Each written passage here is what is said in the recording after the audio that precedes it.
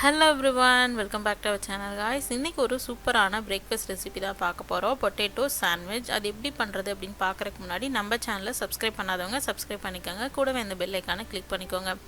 இன்னைக்கு பாத்தீங்கன்னா 2 உருளைக்கிழங்கு மீடியம் சைஸ் உருளைக்கிழங்க வேக வச்சு மசிச்சு எடுத்துர்க்கங்க. அதுல வந்து தேவையான அளவு வெங்காயம் வந்து சேர்த்துக்கலாம். வெங்காயத்தை வந்து பொடி பொடியா நறுக்கி இருக்கேன். அதே மாதிரி தக்காளியை வந்து நல்லா சின்ன சின்ன துண்டுகளா கட் பண்ணி வச்சிருக்கேன்.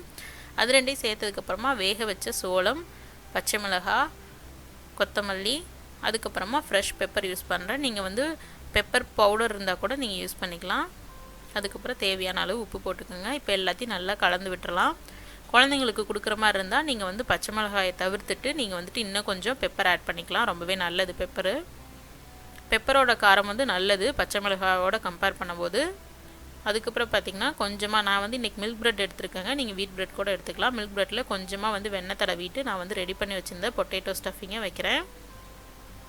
இதுக்கப்புறமா மேலே கொஞ்சம் மிக்ஸ்டு ஹெர்ப்ஸ் நான் போடுறேங்க. அது ஆப்ஷனல் தான், பட் நல்லாயிருக்கும் அந்த ஃப்ளேவரு.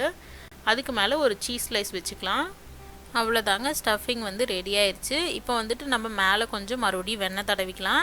வெண்ணெய் தடவிட்டு நம்ம தோசைக்கல் அடுப்பில் வச்சிடலாம். தோசைக்கல் சூடானதுக்கப்புறமா அதுலேயும் கொஞ்சம் வெண்ணெய் போட்டுட்டு நம்ம வந்து இதை அடுப்பில் வச்சிட வேண்டியது தான்.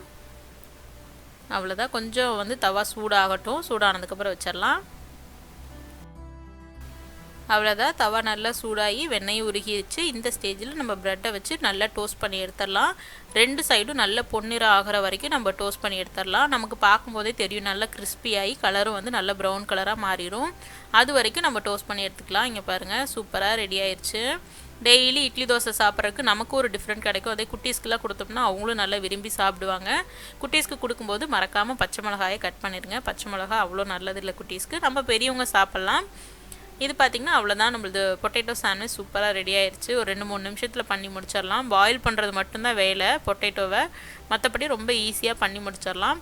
அவ்வளோதாங்க, இன்னொரு இன்ட்ரெஸ்டிங்கான வீடியோவில் சந்திக்கலாம். until then bye bye, take care my dear friends.